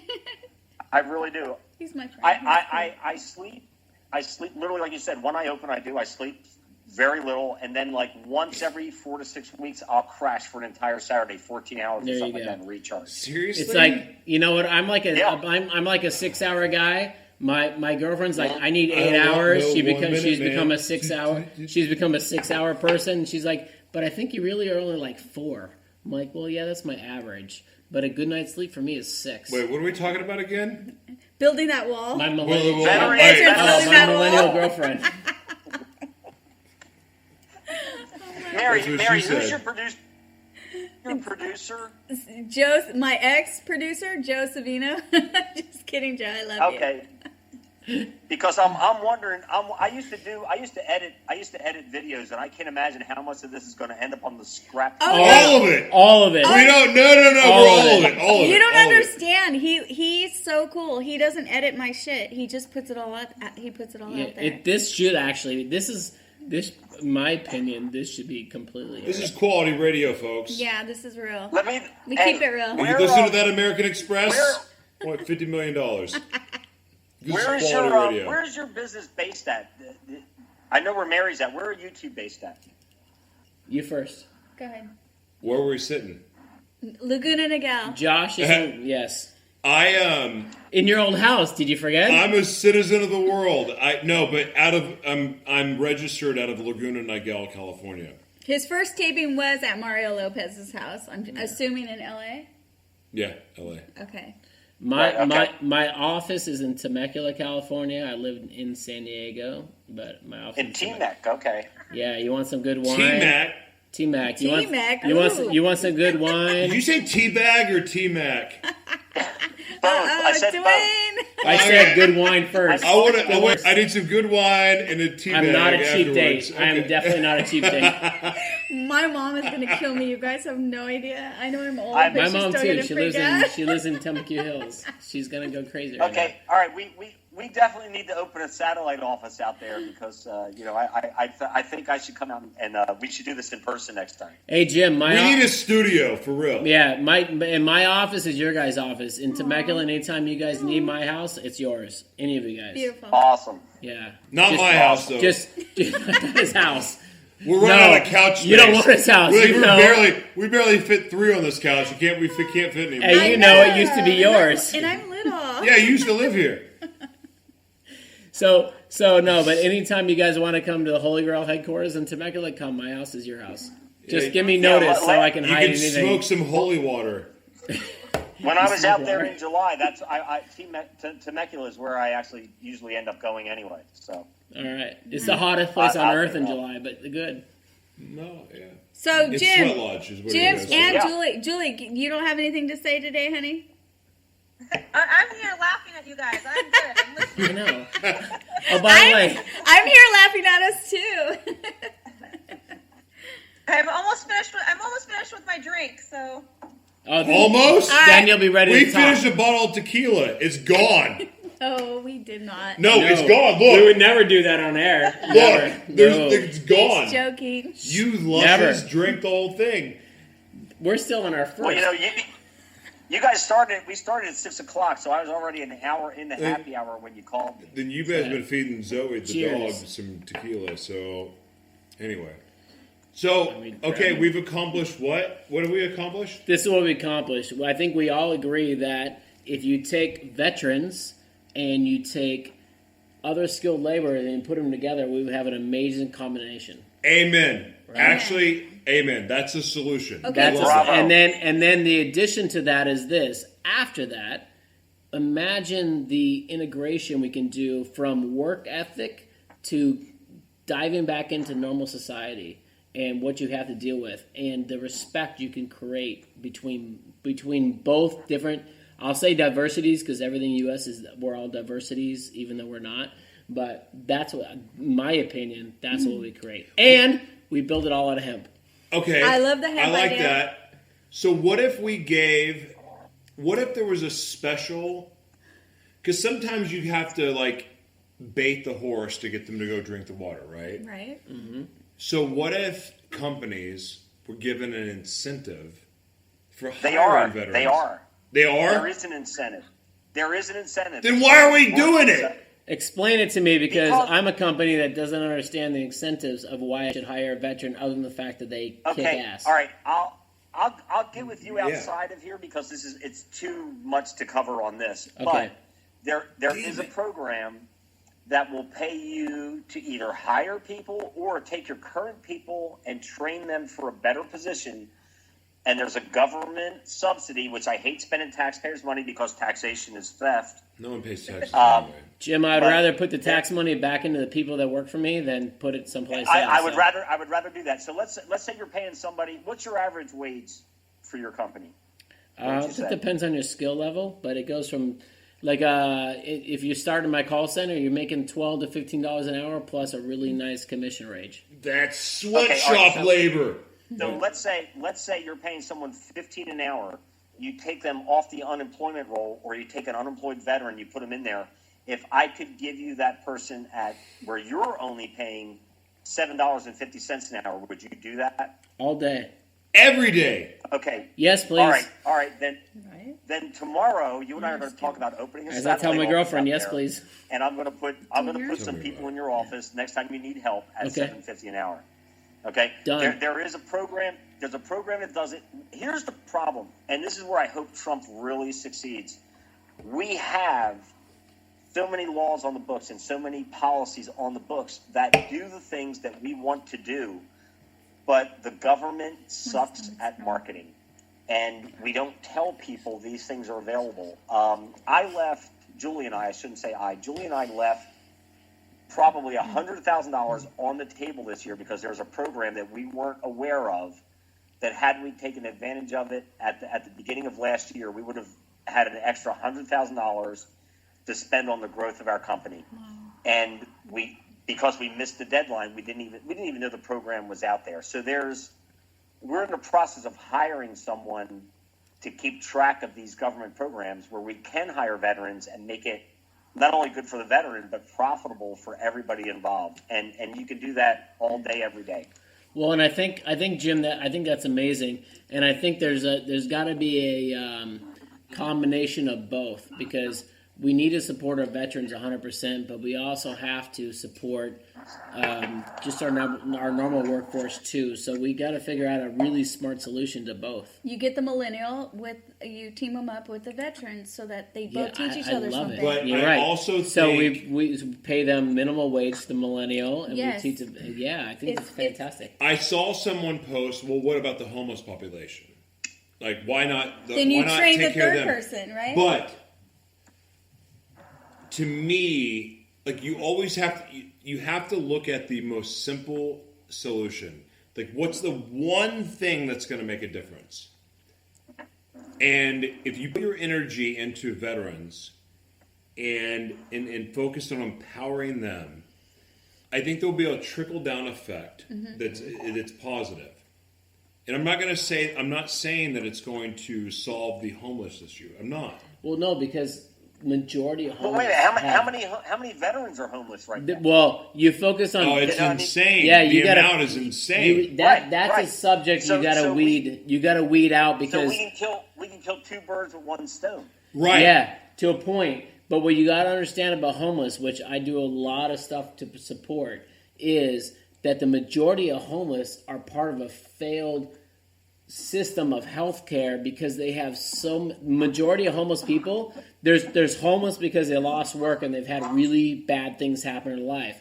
But the 80% of homeless are all because of psychological disorders where there was no care for them to be in a place to take care of them. But So you gotta, if you focus on the 20% or whatever the actual status, but it's somewhere in that range from last time I saw, and there's a large percentage of them that are veterans that deal with PTSD, that deal with the fact they couldn't accommodate. Let's back up a second. How many of these psychological disorders are actually based on a chemical imbalance, or are they based on a mental mindset that they've been fed by this victimhood media representation? So, so Jim, are we talking about hemp again? Wait, so this excludes a combat injury? Excludes, yeah. No. No, he brought up a complicated issue is what he did. You know what it is, though? It actually is, the majority of them, if you actually do the research, because I did something like this in college, and that was a long time ago, but a majority of the people that are homeless have severe psychological problems that are not fixable problems, but the problem is the way our healthcare system works is you have a range, and then after that range, so say it's 2 years of coverage with your insurance company, whatever it might be, but after that is covered, unless you have family members or someone that's going to take you in and take care of you, you're out. They just say, here you go. Okay. That's scary. If It's you remember very scary. way way back, I think yesterday at the start of this Way back segment, yesterday. at the start of this segment, I mentioned in Atlantic City they started where you had to be a veteran to run a hot dog cart, right? Stop. If you remember that. Yeah. Right. What started that? That was in 1978, if I remember correctly. It was right at the end of the Vietnam War. Oh, the year I was born. I'm just kidding. I was 4. I was 4 then. I remember it. Oh my God, I feel so old. All Jim, right, anyway, I was like so- 19 by then, so it's all good. Oh yeah. Okay. Okay, cool. All right. So Julie was 7. So anyway, Wait, oh, who's man, Julie? anyway, She's not yeah. even talking. yeah, she's mumbling in my ear. But no, but what started that? We didn't call it PTSD then. We used to call it shell shock. Back World War One, we were calling it shell shock. Now we've coined this term PTSD. It's been there all along. But these veterans would come back and they couldn't work in an office with 20 other people. They couldn't take the crowds. So they made it where if you wanted, in Atlantic City, New Jersey, if you wanted to run a hot dog stand, you had to be a veteran to get a license. And it was a way for them to be productive members of society, interact with the public, but on a limited basis, and be able to kind of be self-supporting, but amongst themselves a little bit to deal with it. And I think that's an element that's missing now. We're really not. We're throwing medication at the problem, and it's lab invented medication. We're not talking about natural products, and we're just medicating the problem. We're not creating solutions for it. We're putting a Band-Aid over it. Truth. Amen. I'll get off my soapbox now. There's so many soapboxes to be on, though, and that's the problem. It's almost like it's an endless amount of soapboxes because there's so many causes, there's so many injustices in the world, and it's overwhelming. And it's really easy to go, but what about the Syrian refugees? What about the homeless? What about this? What about that? But at the core, if you simplify the process and simplify the view, okay, so to me, the people that have the most skin in the game are who you should take care of first. The people who have the most skin in the game are the people that sign up for the military when they're 18, before really that they're smart enough to make really intelligent decisions. They sign up because of the various reasons. But there's a lot of reasons people sign up. I didn't enlist till I was 21. And you know what? You're still a baby, because you know what? If you were to base your life decisions based off of when you're 21, I'm going to judge you based off the people you dated when you were 21. Oh, I know who I was looking for when I was 21: nipple piercings and how they could twirl on a pole. Like, that's what I was looking for. So with that? There's a theme. Not if you want to bring it home to mom. I'm sorry. The quality of how many times you can twirl around a pole has nothing to do with the quality of partner you're going to make. And I'm not judging either way. I'm just saying it's a whole other episode of this show. But no. Before I go down honestly, wormhole I want to be in, we got to go. I went to Catholic school just about my whole life. I'm in recovery now. I'm in the 12-step program to remove the guilt. Congratulations. But I was politely asked to leave high school at 16. I started my own business. Politely? By 21, I was successful enough that I said, you know what? This country, the United States, everybody badmouths us, but we're the country, the only country that I can think of that provides the opportunity that we have. And I said, how can I give back to this country for what they've given me? And enlisting was the only thing I could think of, so that's what I did. Thank you, Jim. Thank you for your service. Yeah, Jim. Thank you very much for not just that, but also your entrepreneurship. That's part of it. Hey man, I was. And thank you for Facebook friending me. Hey Jim, are you gonna Facebook friend? Can we be Facebook Most friends? importantly. Send me some requests. Anybody listening, send me a request. I want to be number 5 on your list. All right, that's cool. That's cool. I want to get into double digits by the end of tonight, man. Hey, I think after this actually there. airs, we can get you to like I don't know, 20. Maybe 18. I want to be able to. Hey, under-deliver, over-promise. I want to delete and block my dog by the end of tonight and still be in double digits. You know what's cool is I just added your dog. My dog is dry humping Facebook right now because of your dog. Your dog has been been dry humping my leg in the whole show. I know she thinks that she's a boy, but that's a whole other story. Zoe, silly girl. Oh, Zoe. Oh, Zoe. Well, all right. All right, kids. Well, thanks for joining us, everybody, and I hope we informed you and brought you some insight on why veterans should build that wall. we discussed a little bit more than that. And some hemp. The reality is... You can air the first 15 minutes, and then we'll cover that, and then the rest of it will be something else. Next episode. No. Hey, I'm really... hey, thank you guys, seriously, for being a part of this, because your insight was fantastic. Yeah. No, it was a lot of fun. And Josh is someone who's so Josh's company is a company that supports our company, and I'm thankful that you guys just had us on air with you guys. I appreciate it. It was a lot of fun. Yeah. No, we love stuff like this. Thanks, Mary. Absolutely, guys. Awesome. Right. Let's do it again, Mary. Whenever you're ready, I'm available. Whenever you're available. Yeah, like next week. Yeah, let's do it next week. You're the man, Jim. Hey, I'm there. Jim, you're the man. Thank you. Hey, have fun in Oklahoma. I'll be a regular. And go Devils. Sooners. We're going out there next week. Hey, it's to be determined by me, right? So She's the host. We just sabotaged her show. You're right. No, I guess it's my call. Hey, Mary, can we join your show? It's my call, and I say yeah. You guys are fun. Yes. We should do phone calls. You know what? Next time. No, we want phone calls. Phone calls would be amazing. We should do a Facebook Live. No, Facebook Live. I'm telling you. Facebook Live next week. Okay, listen. Next week, you guys. I promise all our listeners we will have live call-ins. And I'm sorry, my Facebook keeps announcing messages. Why is that why do we keep getting all these cock pictures? What is going on, Mary? Mary, I have a lot of followers. You should call him back. No, definitely. Last one I should call back. That guy's what we call gifted. I'm not into boys at all, but that guy's what we call gifted. Wait a minute, wait. I just got a cock picture, and I didn't even want that. Wait a minute. How's it working out?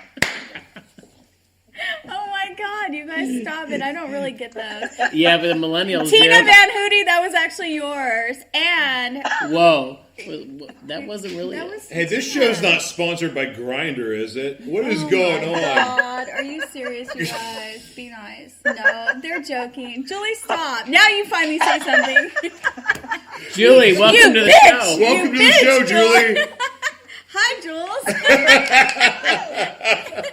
She sends a private picture and now she's laughing. I know you, bro. Wait, that's not your cock picture, is it, Julie? That's her modus operandi there. Oh my God. All right, guys. Oy vey. We should sign out before this gets really bad. Let's go get another bottle of tequila. We're going to sign out now. Let's go make some more bad decisions. Thank you for joining us. Everyone, check out livemanaworldwide.com. And also... Holy Grail Hemp. Okay. Wait your turn. ga.com. What? Hey, and seriously, if anybody out there wants to open up a satellite office and start doing what we're doing in other parts of the country, go to just email jp@myadvantagega.com, and I'll hook you up. Awesome, man. Thank you for Advantage Human Resources, you guys. That's so cool of you. You guys are amazing. You guys are amazing, for real. Yeah. Let us know how we can help. All right. Anytime, man. Let's do this again. With you. You guys are fantastic. We'll see you next week. Peace. All right. Love you guys. Peace out. Love you guys. Thanks Bye. for joining us. Bye. Bye. Bye, Jules. Oh my God, that was fun. We're not done yet. Oh, we're not done? No. Okay, well, look. cheering is dying down now, and I think we have a new candidate, and we have a new favorite vegetable, which is asparagus. Let's go back to the station.